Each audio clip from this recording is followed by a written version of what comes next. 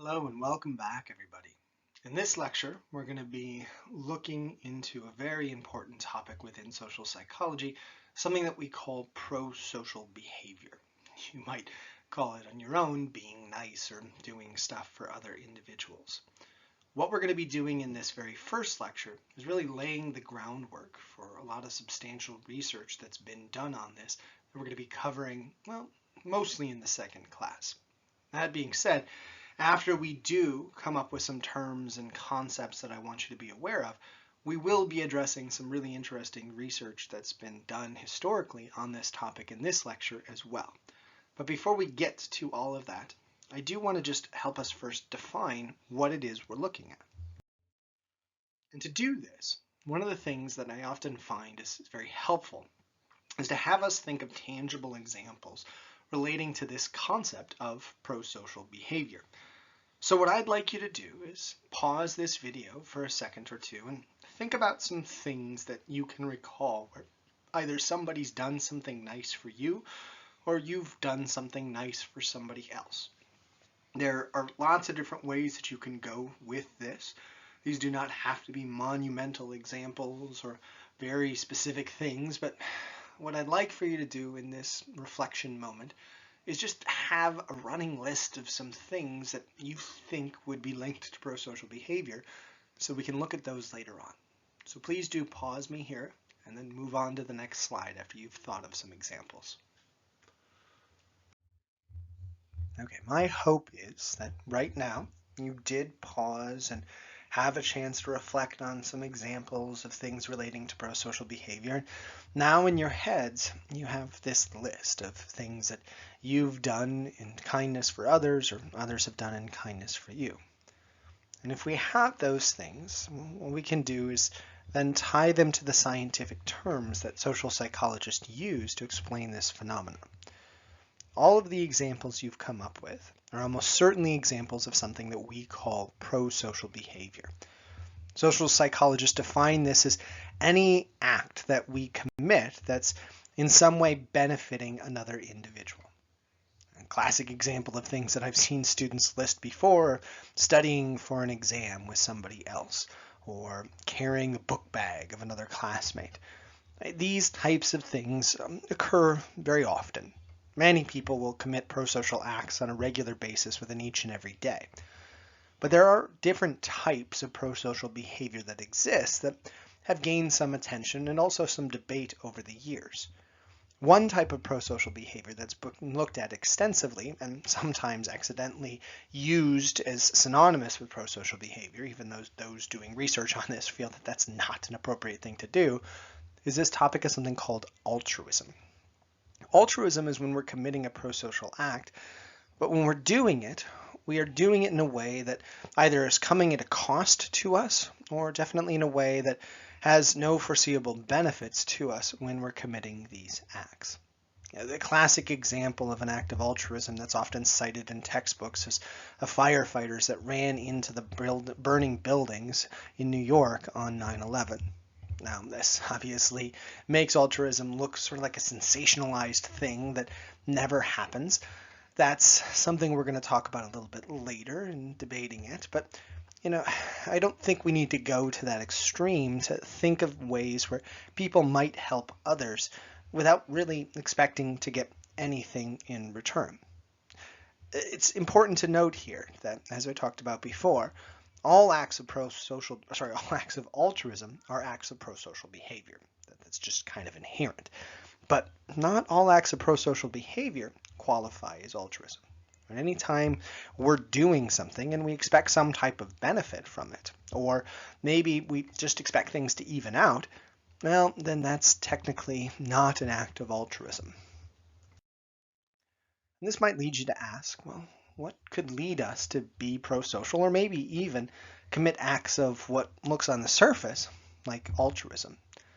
Many early theorists who explored this idea suggested that maybe being altruistic or prosocial, if we want to kind of minimize what we're looking at, is a byproduct of something that's inherent within us. It's something that's genetically programmed into us because by having it there, our chances of passing along our genes within our species has been increased. And some examples as to kind of where this inherent idea came from are listed on this slide. One of the concepts that started to be discussed and explored in the 1990s was this idea of something called kin selection. This notion that within almost every species, we see prosocial behavior, or maybe even acts of altruism, but ones that seem to be very focused on individuals that share genetic overlaps. I'm guessing if you did list some really sensational examples of somebody helping you out, or you helping somebody out, there's a good chance that those activities probably revolved around either a family member doing something or potentially somebody that you might pass on your genes with at some point in the future. This is actually something that's been looked at in research by people trying to prove or disprove this kin selection theory. One of my favorites was one that asked individuals to hypothetically imagine themselves living in an apartment with somebody they're very attracted to, a family member, a stranger that's in need of help on a regular basis, and somebody that is not very well known but very popular. And they ask these individuals if there was this hypothetical fire in this apartment complex, who would you help first? And almost every individual in this survey or in this study indicates that the first person they'd help is the family member. The next is the person they're attracted to, and they would move on down the list until they got to a point where everybody had been saved, but not necessarily saved in just a random order. This type of situation is obviously very difficult to replicate in real life, but we do see large numbers of instances of people helping individuals who share our genetic code, much more than we'd expect to see just through chance.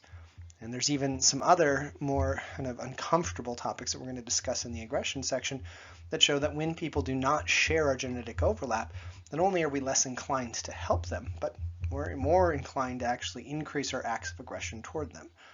Another suggestion that maybe being nice, especially to those in our biological spectrum, is something that's just in our code so we can find a way to keep our genes progressing. Another example that's been cited as a kind of a reason for why being prosocial might help us survive was this concept of something that was called reciprocal altruism.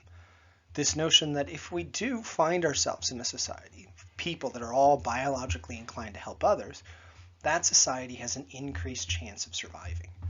This is actually something that's been linked to different species of animals who have developed all of these different structural things to get them to help each other, even if it might come at the cost of their own life or their own ability to kind of survive in a specific situation. There's numerous studies that have shown that not only do we see large amounts of reciprocal altruism across different species, but those that do not engage in this altruistic behavior within those societies tend to be shunned and not actually receive the benefits of the group as a whole. Now, this might suggest to us that reciprocal altruism is, again, something that's pre-programmed in us, and it just naturally comes about. But there has been some conflicting research on this idea. There was a researcher in 1980 named Hoffman who ran a number of studies to suggest that even if we are necessarily programmed to be altruistic, there might need to be a trigger to get that behavior to emerge. Hoffman suggested that maybe if, say, as a young child, we see our parents or other family members being altruistic, especially towards those within the in-group, that might encourage us to kind of activate that biological predisposition and become more altruistic as we age. And the more and more we're exposed to, the more and more altruistic we get to become. Now, this, again, is a complicated thing to explore. It's very difficult for us to look back at past ancestors and show that ones that weren't being very giving, who didn't have that genetic predisposition to do so, were the ones that were eventually excluded and left to die, and now we're just this byproduct of it. And you haven't also been able to trace a specific gene to being prosocial or more or less prosocial. But it does have an intuitive sense to it. And there's some research that sort of backs it. And it also brings into question this idea of altruism again. If most of our acts of altruism are just for family members or people that we might eventually procreate with, are they really considered acts of altruism on the surface? They still are definitely prosocial behaviors. They're still beneficial to the group as a whole, but that frustrating definition of altruism starts to become more complicated when we think about this. And we can even add to the complication when we think about when we talk about rewards, the benefits that we get. There's many social psychologists that have argued that some of the benefits we get from being prosocial might be more subtle than we originally thought. There was a researcher we're going to reference multiple times in this class named Daniel Batson, whose first contribution to the discussion on prosocial behavior focused on the benefits that people might get from being prosocial that they're not necessarily even aware of at the time. He contended that, yes, sometimes we do nice things in order to be seen as a nice person or to create norms that do perpetuate a society that becomes more giving. But he said that many times we might also be prosocial or even do something that looks altruistic on the surface because of internal struggles that we're going through. We might help, say, a homeless person because we feel guilty about certain things that we've done with respect to finances or how society has given us a chance that these individuals don't seem to have. Or we could help those individuals because we're uncomfortable around them or uncomfortable with the way we feel about ourselves and our peers when we see these individuals. It could also be related to just disgust and this kind of feeling of discomfort around people that are living in situations that would make us feel uncomfortable.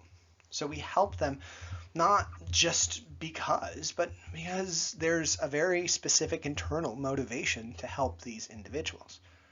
Now, Batson wasn't saying that this means that helping is a shallow, callous thing. Most of Batson's work was focused on how we can find ways to increase this prosocial activity that we see around us. But his suggestion was simply that there probably are a lot of benefits to being helpful that aren't necessarily recognized on the surface. It's not just about getting something immediately after we do something. It could be about a long-term thing or even the ability to help us deal with some of the internal struggles that we're going through when we see somebody in need of help. And this idea eventually led Batson to introduce a very famous concept that he's been tied to throughout his career called the empathy altruism theory. This theory, this idea, suggests that oftentimes when people are encouraged to be prosocial, they will engage in prosocial behavior if there's enough incentive that they can recognize. But if there's not, the only way we can get those individuals to be prosocial, to help another individual, is to activate those emotions that he talked about earlier. In particular, to get people to try to activate emotions that get them to feel and understand how somebody in need of help is actually feeling. One of his classic studies that highlighted this theory was one that we now call the wheelchair Carol Marcy experiment. In this study, Batson invited people to come in and listen to one of their classmates describe something that they were experiencing. Now, half of the participants that were asked to come in and listen to this story about a woman named Carol Marcy were instructed to try to remain as distant and kind of calculated as possible when listening to this story. Just focus on the message and focus on the content of the description. The other half of the individuals in this study were asked to imagine what they would be experiencing if they had encountered something like what Carol was describing. They were asked to imagine the emotions and thoughts that would be going through their heads. And as they listened to this, they were tasked with something kind of random that Batson was using primarily as a distractor, and at the end of the experiment, the true point of the study popped up. As participants were starting to wrap up in the study, a research assistant came into the room with one of two notes for both of the conditions. And half of the conditions with the empathy and the no empathy situation, individuals were handed a note that suggested that Carol Marcy would not be returning to school for the remainder of the semester, but she was in need of some help with catching up with things, and that notes from a classmate would be very beneficial, and the researchers had just learned that the person participating in this study was actually in one of the classes that Carol was taking, and was hoping, after they had heard the story, to be willing to help out Carol in this situation. The other half of the participants, again, half in the empathy condition and half in the no empathy condition, were given similar instructions, but they were told that Carol would actually be returning to class. She just needed help catching up. So if they could exchange some notes with her, hand them to her, then she could find a way to catch up in the class. Essentially, people were given the situation where they'd be seeing her on a regular basis and be reminded of whether or not they said yes to giving her the notes, or they would never see her again, and by saying no, they wouldn't have to really worry about it or be reminded of it in the future. And what Batson was able to show is that in the no empathy condition, that second set of instructions, or that second condition that they introduced, was a big determinant of whether or not people agreed to help with Carol. Those that thought they were going to see her recognized very quickly the guilt and other things that would come along with saying no, and almost all said yes in that condition. But those that learned that she would never be seen again tended to lean towards not helping her in that condition.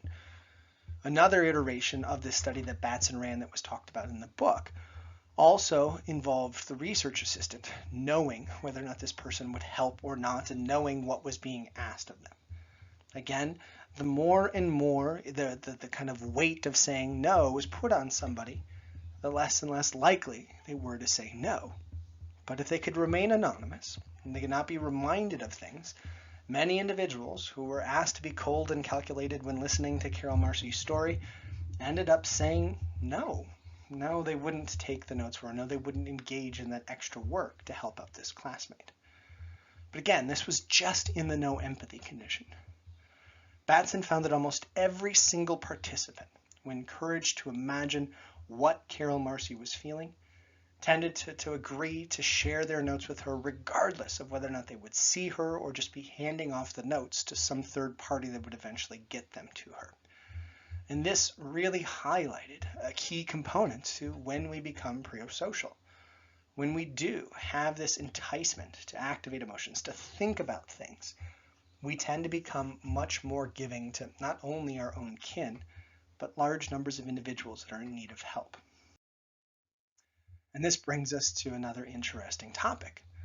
What else emotionally could trigger us to be nice towards other individuals? Is it just empathy that gets us to be more giving, or are there other things that we can do to the internal mind of an individual to get them to be more helpful? One classic study done in 1972 by two researchers named Eisen and Levin strongly suggested that if we make somebody happy or put them in a good mood, there's a really good chance that those individuals will be more prosocial in the near future. One of the classic studies to highlight how this worked is one that I'm still dismayed by how powerful effect they found.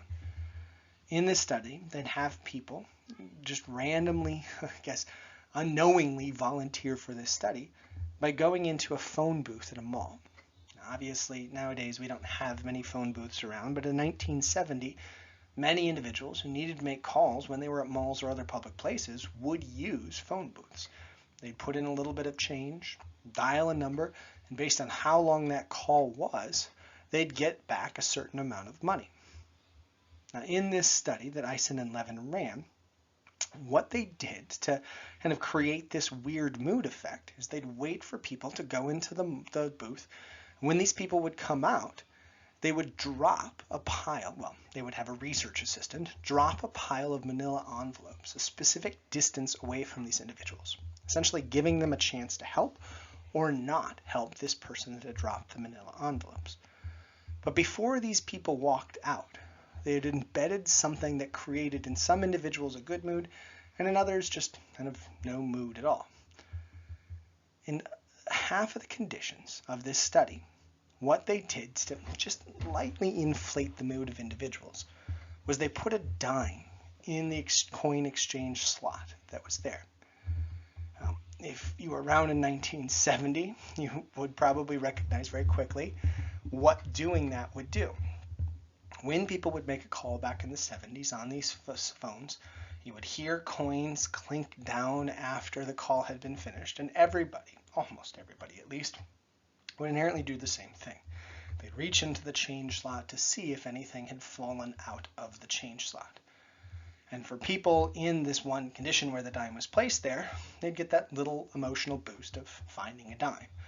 Obviously, this would not help these individuals necessarily pay for their rent or their mortgage or anything like that, but it was enough in the 1970s to give a slight mood boost and maybe help somebody buy a piece of candy. In the other half of the participants, they ensured, Eisen and Levin, that there was no extra change found in that coin slot. It wasn't that these people would be depressed by not finding it, it's just they wouldn't get that small boost in their emotions. And again, what they wanted to see was whether or not that boost in emotions would increase or decrease people's willingness to help this person, this research assistant that had dropped the manila envelopes. And what Eisen and Levin found was that 84% of the people that had just randomly discovered a dime in the coin slot helped out the person that had dropped the manila envelope. And only 4%, a measly 4%, when they did not find the dime, were willing to help out this research assistant. And there have been some people that have been a little skeptical of these numbers because they are so astounding. And others that have tried to replicate things that promote good mood have not found quite as robust of an effect. But there has been a consistent trend in social research to suggest that if people are put in a good mood, they do have a tendency to be more prosocial. And there's been lots of explanations for maybe why this is the case. Some have suggested that maybe it's just because when we're helpful, we're looking for lots of ways to increase our mood even more. Or maybe when we're happy and something good happens, we want to make others happy. Whatever it is, though, there does seem to be a consensus that not only making somebody empathetic can make us happy, or helpful, but making us happy can also make us helpful. This might lead you to ask, well, what about bad moods? There was a theory back in the 1970s that suggested that if we instill a bad mood in somebody, they're more likely to be helpful. It's called the negative status relief hypothesis. It suggested that if you were sad or angry, you might help somebody so you can turn that frown upside down or make the anger go away. And in the 1970s, there was some initial research to suggest that there was maybe some merit to this negative status relief hypothesis. A trio of researchers named Harris, Benson, and Hall ran a study at a local church in 1975 where they asked people to give a donation either before they went into a confession room or after they went into a confession room. For those of you that aren't very familiar with confession rooms or Christianity, there are many churches in different areas where people will actually come in at random times during the week and sit in a room with a priest or pastor or whatever that individual is called based on the religion and talk about some of the things that they've done that they're remorseful for or feel guilty about. And after they're done talking about these things, the priest or pastor or whatever they're defined in that religion will do is usually give person something to do to kind of make up for those things that they've done in kind of an amoral way. Usually it involves things like saying hymns or doing certain things for others, but when these people promise to do these things, they're theoretically, according to religious beliefs, usually absolved of these problems or absolved of these, if we're going to use the terminology, sins that these people have committed. This is what Harris, Benson, and Hall were trying to take advantage of in this study. They knew that people were coming in filled with guilt, and people were leaving with significantly less guilt in them. So again, they would sometimes ask people to make a donation before going into church or after they'd been in church. And what they showed in their study, or at least they argued in their publications, was that people contributed significantly more if they were giving to this charity before they went in to confess versus after. And it suggested that maybe these people were doing it to relieve the guilt that they were feeling as they were heading into this confession. Now, it's important to note here that it's been very difficult for people to replicate this study that they ran in 1975. And most research has actually suggested the opposite of what Harris, Benson, and Hall found. Most studies tend to show that if you're angry or you're sad, you're actually less inclined to help other individuals. The opposite of what this negative status relief hypothesis was surmised. And in fact, recently, what lots of people have looked at is why this particular effect doesn't work. And two researchers named DeWall and Baumeister have suggested in their studies that one of the biggest reasons why we don't help when we're in these bad moods is because that bad mood tends to kind of diminish something that triggers prosocial behavior in the first place. If you're angry, if you're upset, if you're scared even, one of the things that you really become incapable of doing is being empathetic towards other individuals. And since empathy is a very powerful catalyst for prosocial behavior, even if this negative status relief hypothesis has some merit to it, the diminished empathy tends to make us less prosocial when we're in these moods than when we're not. So if we want kind of a clear picture on this, we can surmise that there's lots of emotional things that can get us to be more and less helpful, but some that don't work very well. If we make somebody happy, make them try to imagine that they're in the shoes of another person, the odds of them helping is definitely enhanced. If we make somebody angry or sad or instill some other negative mood in somebody, well, then we can't usually rely on them being prosocial at that moment. And this relates to another negative emotion that researchers were looking at in the 1970s, the amount of anxiety or stress that somebody reports feeling. One of the first studies to suggest that being stressed can decrease our tendency to be prosocial was one that was explored by Batson himself again and another researcher named Darley. In this study, they invited participants to come in and participate in what they called a two-step study. They were first supposed to go to one room on this gigantic campus that they were using in this project and fill out a survey about themselves. When participants arrived in this first part of the study, they were already put in one of two conditions. Some, when they walked in, were told by a very friendly researcher that they had arrived a little bit sooner than they had thought, and that the study that they were going to participate in required them to do two different things, but there was a lot of time to get these things done. The other participants, regardless of when they arrived, were told by a relatively rushed and stressed researcher that they had arrived later than anticipated, and that for them to complete everything that they needed to complete in the study, they had to quickly fill out one part of the survey and then get to another location on campus where they would have to complete the second part of the survey. In essence, what Darley and Batson were trying to do was get some individuals right off the bat to feel stressed, feel rushed, and feel like they had to move quickly. Where another half of the participants were put in a situation, right, and they walked in, of feeling comfortable and feeling like there was no need to fly through what it was they were doing. After both groups of participants, in neither condition, finished the first part of the study, they were then all asked to go all the way across campus to finish the second part. Again, one half was told they had to rush across campus, while the other group was told to just make sure you're there in a reasonable amount of time. In this study, they ensured that the people going from one part of campus to the other would follow a very predictable path. And along the way, Batson and Darley had inserted a Confederate in the study to trip and fall in front of these participants as they were walking. And what they wanted to see wasn't what these people were doing in the surveys, but instead what they wanted to see was whether or not these people would stop and help this person that had fallen. And what they found was, as you probably can predict, that most people who were in a rush just ran around this person that had fallen and hurt themselves. Where if people were given an ample amount of time to get from point A to B, they oftentimes stopped and asked the person if they could help or even tried to assist in the situation. And it really highlighted again how triggering specific emotions or mindsets in individuals could make us more or less inclined to help. If we're feeling relaxed, calm, we help. If we're feeling stressed, rushed, we tend to be much less prosocial at that moment. And this leads us to some really interesting implications about the things that can trigger us to help.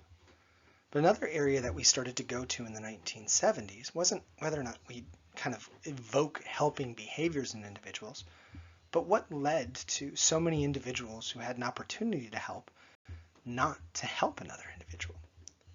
One of the classic concepts that was introduced in the 1960s by social psychologists was something called the bystander effect. It was this really interesting phenomenon that had popped up numerous times over multiple decades and centuries, where somebody in need of help was not helped by a large group of individuals who could potentially help. And not only that, but the bystander effect suggested that the larger the group, the more people that could help, the less likely somebody was to receive aid. And this particular effect really came to a head and started to be studied by social psychologists in the 1970s as a result of a very tragic case that occurred in the mid-1960s, a case that we nowadays call the Kitty Genovese case. And the case linked to the woman, unfortunately, who lost her life as a result of this bystander effect. I don't want to butcher the story of this particular woman and all of the things that happened to her by jumping from topic to topic. So instead, what I thought we'd do to better understand the Kitty Genovese case and how it relates to the bystander effect is watch a video on this, one that highlights the details of her tragic demise and also the work that was done by two researchers, Bob Latinay and John Darley, to better understand what was behind this incident and the bystander effect as a whole. So what you'll see on the class site is a link to this Kitty Genovese case, and it'll first describe what it is or what happened, and then afterward it'll break down some of the components that led up to this bystander effect.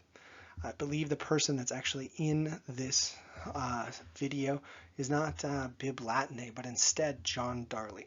And Darley will talk about these different steps that occur along the way. He'll say that in the Kitty Genovese case, one of the things that could have happened was people didn't see the event occurring, or they maybe didn't interpret it as an emergency, something that he ties later to a concept called pluralistic ignorance. This fact that many of us might see a situation as worrisome, come to the conclusion that it's a problem, but then decide because we're in a group with others that maybe it's not the case. Maybe it's actually not an emergency or not a problem as a result of the kind of triggers we have when looking at others and trying to go off of the actions of other individuals. Pluralistic ignorance is something that's also talked about in the book, and it's cited as being a big problem for lots of situations where we don't help out in an emergency when we indeed should. But Latinay and Darley also argued, and you're going to see this in the video, that there's more to it than just pluralistic ignorance. Another topic that they talk about is something called diffusion of responsibility. And you're going to see a really ingenious study that had people put in a situation where it was either a clear-cut emergency where they had to help because nobody else could, or one where even though they didn't know who would help, there was potential for other individuals that could assist. All of these things, again, come together to produce the bystander effect. And instead of having me give just a horrible rendition of the story itself, I want you to watch the video link on this. And after you're done, you can come back and we can have some closing comments on this module. All right. My hope is that you had an opportunity to watch that Kitty Genovese video, and you got to learn more about the tragic incident that occurred, but also a lot of the research that it spurned on and some of the really interesting insights that we gained once we started looking at this bystander effect from a scientific perspective. My hope is also, once you've done that you really do have a pretty good understanding of a couple concepts relating to prosocial behavior. the things that can trigger it, and also some of the situational factors that can increase or decrease our tendencies to be prosocial. This line of thinking, this line of research is what we're going to continue into in our next class. But we're going to explore a lot of avenues that we didn't have a chance to discuss in this one. In particular, we'll talk about certain groups that are more prosocial and less, and societal things that we can do to kind of take advantage of some of the knowledge that we have when it comes to prosocial behavior. But for now, I'm going to bid you adieu, wish you the best, and say I hope to see you soon. Take care, everybody.